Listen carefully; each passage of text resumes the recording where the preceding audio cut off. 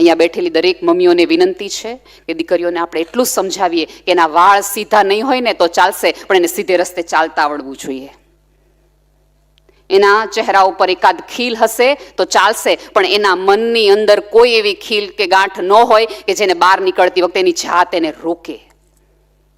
આપણા બધાની તકલીફ એ છે. અને આ કેવું છે કે આપણે તો બધા શાસ્ત્રોમાંથી શીખવાવાળા લોકો છીએ. રામ પૃથ્વી પર આવ્યા, માણસની જેમ રહ્યા, અને આપણને કીધું કે જાતને મર્યાદામાં કેમ રાખવી, મર્યાદામાં કેમ રહેવું. પછી એમ થયું કે માનવ સભ્યતા ખાસ આ સંદેશો ન સાંભળી શકી, ન પાળી શકી, એટલે કૃષ્ણ અવતારમાં આવ્યા. અને એમાં એણે એમ શીખ્યું કે સામેવાળાને મર્યાદામાં કેમ રાખવું, રહેવું નહીં, સામેવાળાને રાખવું. દીકરીઓને આપણે આટલું શીખવીએ કે મર્યાદામાં કેમ રાખવું, અને દીકરાઓને એમ રાખવાનું કે તારે મર્યાદામાં રહેવાનું કેમ. પેરેલલ કરાવડાવો તો જ સમાજ આગળ વધી શકે. માત્ર રાહુ કેતુનો સમાજ ન હોય. ઈશ્વરે જો પેરેલલ સ્ત્રી અને પુરુષની આખી રચના કરી હોય એનો અર્થ એ છે કે બંનેની જરૂર એટલી છે. શિવ અને શક્તિ આપણે ત્યાં છે. શિવમાંથી રસવાઈ લઈ લ્યો ને તેને શવ કહેવાય, જેને મૃતદેહ કહેવાય. એનો અર્થ એ છે કે સ્ત્રી, દીકરી, તમે જે કહો એ સંસ્કૃતિની, સમાજની, પરિવારની એક વાહક છે, જોડતી કડી છે. આ અહીંયા બધા બેઠેલા કેટલા બધા મહાનુભાવો છે, એણે અનેક સભાઓ જોઈ હશે. આ દીકરીઓ છે ને એટલે આટલી શાંતિ છે. તમે 9 વાગ્યાનો કાર્યક્રમ 11 વાગે એટલે શરૂ કરી શકો કે દીકરીઓ છે. દીકરાઓ તો 3 સીટી, 3 જણા સાહેબ જાઓ આવું, તમે 4 જણા રાખવા પડે આ લોકો બેસાડવા માટે. આ દીકરીઓ છે કે જેને એકવાર કીધું હોય કે આટલા વાગે. ઉપરવાળાએ ક્યાંક ને ક્યાંક સ્ત્રીની અંદર એટલી સહન શક્તિ, એટલી સ્ટ્રેચેબિલિટી મૂકી છે કે આટલું શરીર છે એ આટલું. આપણે ત્યાં તો ગર્ભની પરંપરા છે. ગર્ભો છે એ સ્ત્રીનો ગર્ભ છે. આ 9 મહિના અને 9 દિવસ પેરેલલ ઘટના છે. બહાર આવતું નૂર છે, પ્રકાશ આવતો નૂર છે, એ સ્ત્રીની અંદરથી આવતો એક બાળક છે કે જે પુરુષ છે કે ના તો સ્ત્રી, એ બાળક છે. સૌથી પ્રથમ પહેલા તો અહીંયા બેઠેલા તમામ મા બાપને 1 થી 5 વર્ષ સુધી એને બાળકની જેમ ઉછરો કે તું મારું સંતાન છો, બિનશરતી પ્રેમ. અને બીજું, અત્યારે જે મોટી તકલીફો છે, જે દીકરીઓનીમાં એવું થાય કે 4 દીકરીઓ ભૂલ કરે અને 24 દીકરીઓને સજા મળે. એક દીકરીનું તમે છાપામાં વાંચો કે ફલાણી છોકરી આ કર્યું, એટલે આજથી તમે દીકરીને એમ કીધું ભણવાનું બંધ, કોલેજ બંધ, વાળ કોરા રાખવાનું બંધ, જીન્સ પહેરવાનું બંધ. 4 દીકરીઓના હિસાબે તમે આવું કરો તો 24 દીકરીઓ ડોક્ટર બને, એન્જિનિયર બને, ત્યારે તમને કંઈ થતું જ નથી. થવું તો ત્યારેય જોઈએ. જો એ ન્યૂઝની તમને અસર થતી હોય તો આવા ન્યૂઝની તમને અસર થવી જોઈએ. તમારે ગાંઠ બાંધવી જોઈએ કે હું મારી દીકરીને ભણાવીશ, હું મારી દીકરીને કોલેજ કરાવડાવીશ. આપણે હંમેશા સુખી પરિવારો ગોતીએ, આ અલગ અલગ રીતે. ક્યારે પણ આપણે એવો પરિવાર નથી ગોતતા કે મારી દીકરીને મેં એટલી ભણાવી છે કે ઘર, એસી, ગાડીઓ એ પોતાના હિસાબે લઈ શકશે, તમારે માત્ર એને સન્માન ને સ્વતંત્રતા આપવાની છે. અને સ્વતંત્રતાની વ્યાખ્યા મેં મારી દીકરીને બહુ સારી રીતે સમજાવી છે, અને મર્યાદામાં રહેતા અને રાખતા બંને રીતે આવડે છે. મા બાપ તરીકે મારે ને તમારે આટલું જ કરવાનું છે. આપણે ઘણી વખત એવું થાય કે આપણી દીકરીઓ આપણને કોઈ વાત નથી કરતી. શું કામ કરે આપણી દીકરી આપણને વાત? દીકરી એવું કે આજે હું સ્કૂલેથી આવતી હતી ત્યારે એક છોકરો પાછળ આવ્યો, તે જેવું કંઈક કર્યું હશે એટલે પાછળ આવ્યો. કાં કોઈ છોકરીઓને પાછળ ન થતો, તારી જ પાછળ કેમ આવે છે? એટલે છોકરી ડરી જાય કે વધુ જો વાત કરીશ ને તો સ્કૂલે જવાનું બંધ થઈ જશે. આ બ્લેકમેલિંગના કિસ્સા થાય છે. શું કામ? એક જ કારણે, એક જ વાતે કે તારા ઘરે અમે કહી દેશું. ઘરના વાળા કેમ એટલી શ્રદ્ધા દીકરીને નથી આપી શકતા કે ગમે એવું ખોટું, ગમે એવી ભૂલ થાય તો પહેલી વહેલી તું આવીને અમને કહેજે કે શું થયું, તો અમે તારી માટે લડી શકશું. મા બાપ તરીકે દીકરીમાં એટલી શ્રદ્ધા રોપો કે આ જગતનો એક પણ રાક્ષસ તારી આજુબાજુ હોય ને તો ડર્યા વગર અમને પહેલા કહેજે. કરાટે શીખવાડો ને એના પેલા કરે જેટલું શીખવાડો કે તમને કહી શકે, તમારી અંદર એ ખુલી શકે.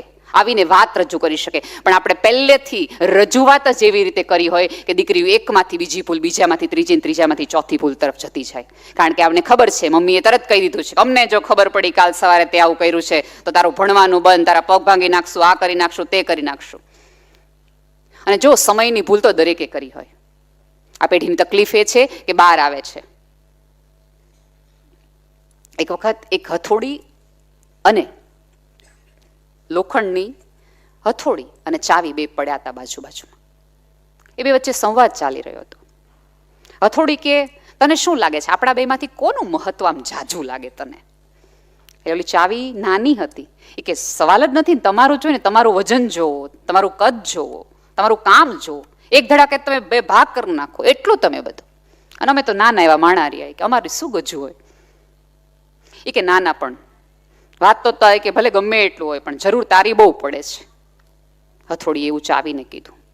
એ કે તું જો ને, જ્યારે પણ કોઈ પણ તાળું તોડવાનું હોય ને તો કેટલાય ઘા મારીએ, કેટલાય ઘા મારીએ, કેટલાય ઘા મારીએ, પછી તૂટે.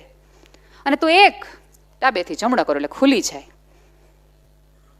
વિવેકી સ્ત્રી કહેવાય એવી ચાવીએ હથોડીને બહુ વિવેકથી બે હાથ જોડીને કીધું કે તમે છે ને ઉપરથી ઘા મારો છે એટલે તૂટતું નથી, હું અંદરથી ખોલું છું એટલે તરત દળ દઈને ખુલી જાય છે. મા બાપ તરીકે આપણી દીકરીની અંદર જોઈને એના તાળા ખોલવાના છે. મેણાના ટોણાના ઘાવ મારી મારીને ખોલશો તો એ તૂટી જશે પણ ખુલશે નહીં. કેમ નાની ઉંમરી દીકરીઓ છે એને આત્મહત્યા કરવી પડે છે, અથવા તો આપણને દેખીતી રીતે લાગે કે આ પાત્ર ખોટું છે, ખરાબ છે, તોય એ પાત્રને ત્યાં એટલા માટે જવું પડે છે કારણ કે આપણે હથોડીના ઘાથીને ખોલવાનો પ્રયાસ કર્યો છે. ક્યારેક ચાવીની રીતે એની અંદર જઈને ખોલવાનો પ્રયાસ કર્યો હોત તો એ કહે કે મમ્મી નથી ગમે એવું આ, પણ આમાંથી નીકળવાનો મને રસ્તો બતાવો. તમારા સંતાનોને એટલી શ્રદ્ધા આપો. અત્યારે અહીંથી વરસાદ પડે અને તમારા બધાના કપડાં મેલા થાય તો તમે કોકના ઘરે જાઓ કે પોતાના ઘરે જાઓ? પોતાના ઘરે જઈએ ને આપણે. પાડોશીને એમ કહીએ કે વરસાદ આવ્યો છે ને મારા સફેદ કપડાં થોડાક મેલા થઈ ગયા, મારા ઘરે કેમ જાઓ, એટલે મને તમારા ઘરે આવવા દો ને, ન કહીએ. એવી જ રીતે સંતાનોને સમજાવો કે જગતના ગમે એવા દાગ થાય, ગમે એવા કપડાં મેલા થાય, ગમે એવા ચારિત્ર્યના દાગ થાય, ગામ પાસેની ઘરે આવજે, આ ઘરના એક જ દરવાજા છે જે અંદર ખુલે તારી માટે. એવી શ્રદ્ધા દીકરીઓને આપો તો દીકરીઓને પણ ભણવું જ છે, એને આગળ વધવું છે. અને તમામ દીકરીઓને વિનંતી છે કે તમારા ઉપર કવિતા લખે એવા પુરુષ સાથે નહીં, એવા છોકરા સાથે નહીં, પણ તમને કવિતા જેવું જીવવા દે ને એવાની પસંદગી કરજો. કવિતાઓ તો ગુલજારની ગમે એમ ફોરવર્ડ લખી નખાય, નીચેથી નામ કાઢી નખાય. કવિતા દેવું જીવવા માટે બહુ બધું થાય. અને એવો પ્રેમ ક્યારેય ન કરવો, એવો પ્રેમ ક્યારેય ન કરવો કે તમારી શ્રદ્ધાના 1000 ટુકડાઓ થાય.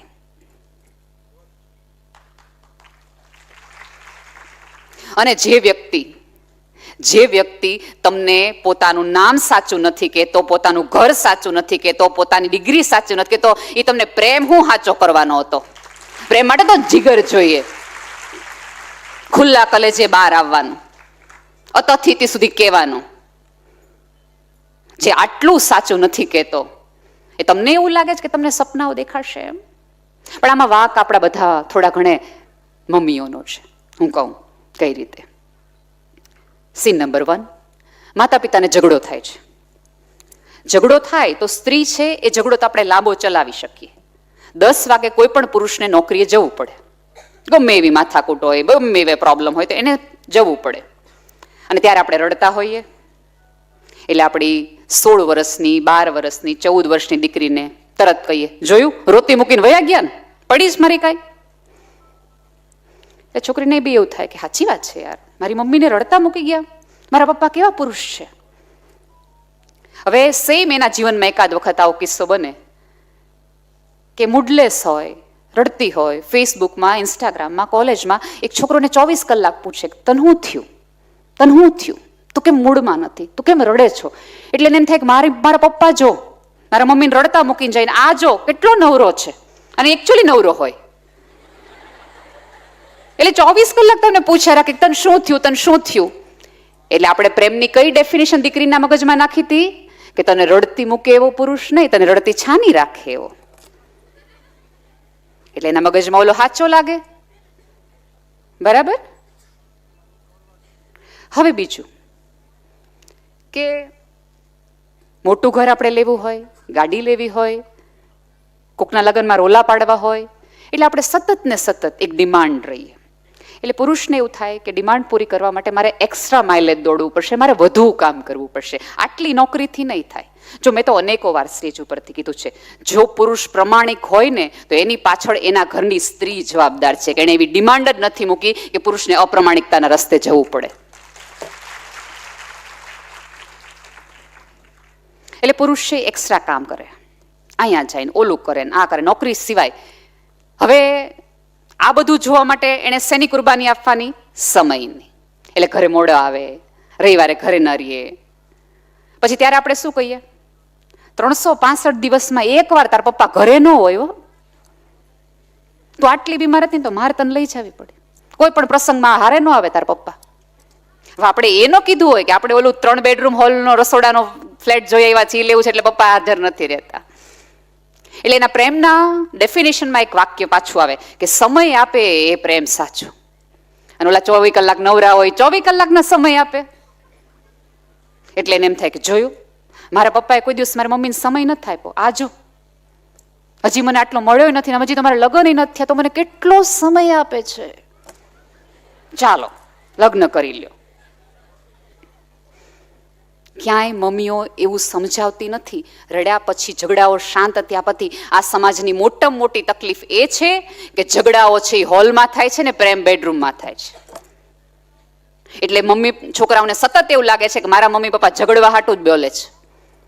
એની પાસે સાચા સંબંધોનો, સાચા પ્રેમના ઉદાહરણો જ નથી. એટલે હંમેશા ખોટા રસ્તે જાય છે. ક્યારેય મમ્મીએ બેસાડીને કહેવું જોઈએ કે તારા પપ્પા વધુ એટલા માટે નથી ઘરમાં રહી શકતા, વધુ એ બહાર એને એટલા માટે રહેવું પડે છે બેટા, કારણ કે અમારે તને વિદેશ ભણવા મોકલવી છે, અમારે તને લગ્નના કરિયાવરમાં આટલું તોલું સોનું દેવું, તારા પપ્પા અને દાદાની જવાબદારી છે, આપણે પેન્શન નથી આવતા દિવસોમાં તો બેઠા બેઠા ખાઈ શકે, એટલા માટે તારા પપ્પાએ એક્સ્ટ્રા માઇલે દોડવું પડે છે, એટલે પપ્પા ઘરમાં સમય નથી આપતા. પેરેલલ વાત કરવાનું રાખો. આપણે પતિ સાથે થયેલા ઝઘડા છે એ કહીએ દીકરીને, પણ પતિએ આપણને મનાવવા માટે એમ કીધું કે ઓલો સેલ આવ્યો તાર સાડી લેવી તું લઈ આવજે, એ આપણે ન કહીએ. સારી વાત ન કહીએ પપ્પાની કે પુરુષની. એટલે છોકરીના મગજમાં પુરુષની વ્યાખ્યા જ ખોટી બંધાય. અને એક વસ્તુ આપજો કે લાલચથી જ છેતરામણી શક્ય છે આ જગતમાં. તમે લાલચમાં જાઓ, એ સમયની હોય, પ્રેમની હોય કે મોબાઈલના રિચાર્જની હોય. અને અહીંયા બેઠેલી તમામ દીકરીઓને એક વિનંતી છે. એક પિતા હતા મરણ પથારીએ, એકની એક દીકરી હતી, કોના આધારે મૂકીને જવી એવી સતત બાપને ચિંતા. પથારી વર્ષ બાપે સતત એવી ચિંતા કર્યા રાખે કે યાર છેલ્લા દિવસો છે, જગત ખરાબ છે, તો મારી દીકરીને હું કોના આધારે મૂકીને જાઉં. બેટા બહુ જ શાંતિથી સાંભળજો આ વાત. એટલે એના પપ્પાને એમ થાય કે એકાદ એવું જ્ઞાન, એવી શીખ આપીને જાઓ કે મારી દીકરી મારા પછી પણ આ સમાજમાં સર્વાઈવ કરી શકે. એના પપ્પા કરચલીવાળા હાથે પોતાની દીકરીને ઘડિયાળ આપે છે. કે આ ઘડિયાળ જાને, આપણા બાજુમાં ઓલા કરિયાણાવાળા ભાઈ છે ને, એને જઈને પૂછને કે આ ઘડિયાળ વેચીએ તો કેટલા રૂપિયા આવે. તો ઓલે કરિયાણાવાળા પાસે જાય છે, પિતાએ કીધું એટલે દીકરી તરત જાય અને પૂછે કે આના કેટલા આવે. એટલે ઓલો કરિયાણાવાળો હોય છે, એની બુદ્ધિમત્તી પ્રમાણે એ ઘડિયાળને ઊંચી નીચે આમથી આમ કરીને એમ કે છે 200 રૂપિયા દઈ કે જાય છે પાછો. અને પપ્પાને એમ કહે છે કરિયાણાવાળા ભાઈએ આ ઘડિયાળના 200 રૂપિયા કીધા છે. પછી પપ્પા કે એમ કામ કર, આ તો બહુ ઓછા કહેવાય, તું ઓલા કોફીવાળાને ત્યાં જા, એ આના કેટલા કહે છે. દીકરી તરત એ કોફીવાળાને ત્યાં જાય છે કે આ ઘડિયાળના કેટલા આવે. ઓલો થોડોક આમથી આમ જોવે છે, એમ કે 501 રૂપિયા જેવો મેં આપી, આનાથી બધું ન મળે આ ઘડિયાળનું. પાછી આવે છે, એ કે પપ્પા 500 રૂપિયા કીધા છે આ ઘડિયાળના. પછી એમ કહે છે કે ઓલો એક કામ કર ને, ઓલો ભંગારી છે ને એને ન્યા જા, કદાચ એને ખબર પડે કે આ ઘડિયાળ કેટલી મહત્વની છે. એ છોકરી ભંગારીને ત્યાં જાય છે. અને આ વખતે છોકરી થોડી કંટાળી ગઈ હોય કે વારા ઘડીએ વેચવી નથી ઘડિયાળને, હું ભાવ જ પૂછાવ્યા રાખે છે પપ્પા. એ ભંગારી એમ કહે છે કે અમે લગભગ 801 રૂપિયા આપ્યા, હાલ ચાલુ નથી ને હાવ જૂનું છે, પણ તોય 800 રૂપિયા આમ જેવું અમે તમે આપ્યા ઘડિયાળ. દીકરીને પપ્પાની પાસે રાજી થઈને એમ કહે છે કે ઓલા 200 300 500 કરતા 800 રૂપિયા દે છે, અહીં વેચી જ નાખો ઘડિયાળ. એટલે છોકરીના પપ્પા એમ કહે કે છેલ્લી વાર, બસ હવે જ નહીં, હવે જે ભાવ આવે ને એમાં આપણે વેચી નાખશું. આપણા શેરીના નાકે એક એન્ટિક વસ્તુવાળો માણસ છે, એની ને તેના ઘડિયાળ આપને. છોકરી બહુ હસતા હસતા એને એમ થાય કે આવે તો વેચી જ નાખવાની છે. એન્ટિક શોપવાળાને ત્યાં જાય, પારખું માણસ હોય છે જોહરી જેવું, જેને ખબર પડી જાય કે આને હીરો કહેવાય, આને પાણો કહેવાય. એ તરત ઘડિયાળ હાથમાં લઈ, હજી તો આમથી આમ કાંઈ જોતોય નથી, એ ઘડિયાળ જોઈને એવું કહે છે કે અમે આને 1 લાખ રૂપિયા આપીએ. કારણ કે આ બહુ જ જૂની એન્ટિક ઘડિયાળ છે, હવે તો મળતી પણ નથી, એવી રેર ઘડિયાળ છે, આને 1 લાખ રૂપિયામાં આપીએ. દીકરી બહુ હસતી હસતી પપ્પા પાસે જાય કે 200, 300, 500, 800 કરતા લાખ રૂપિયા ઘડિયાળ ના આવે છે, હવે વેચી નાખો. ત્યારે એ મરણ પથારી રહેલો બાપ પોતાની દીકરીના હાથમાં એ ઘડિયાળ મૂકીને એવું કહે છે કે બેટા, તારી જાત એવા વ્યક્તિને સોંપજે કે જે તારી સાચી કિંમત કરી શકે, જેને ખબર હોય કે આ લાખ રૂપિયાની વસ્તુ છે, 300ની નહીં, 200ની નહીં, 800ની નહીં.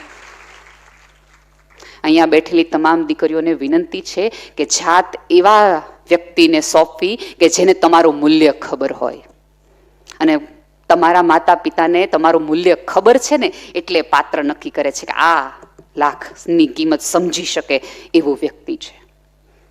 તમારી આઈલાઇનરો બગાડે ને એવા પુરુષ સાથે ન જવાય, એવા વ્યક્તિ સાથે સંબંધ ન જોડાય. આખું દિવ્યેશભાઈની આખી વિચારધારા એ જ છે કે તમારામાં રહેલું શક્તિપણું તમે ઉજાગર કરી શકો ને આવતા દિવસોમાં તમે એક પણ રીતે દુઃખી ન થાવ, એની તમને કેળવણી આપી છે, એવા વિચાર આપવા છે. અને સંસ્કાર છે એ કંઈ બેટા બહુ એવું મોટું ટોપલું નથી. તમને, મને અંકિતાબેનને સાંભળીને તમને એવું થાય કે આ બે સ્ત્રીઓ તો એવું નક્કી કરે છે કે અમારે જીવવાનું જ નથી, અમારે આ જ બધું કર્યા રાખવાનું, સહન જ કર્યા રાખવાનું. નહીં, તમે ખુલીને જીવી શકો, તમારા સપનામાં તમે ઇન્વેસ્ટ કરી શકો. એટલા માટે કહીએ છીએ કે જગત તો આવું કાળું જ છે, અહીંયા આટલી જ ખરાબી છે, એની વચ્ચેથી તારે કેમ પસાર થઈ જવું એટલું જ અમારે શીખવાનું. અને સિઝન છે કાદવમાં કમળ ખીલવાની, તમારોય ખીલી જશે.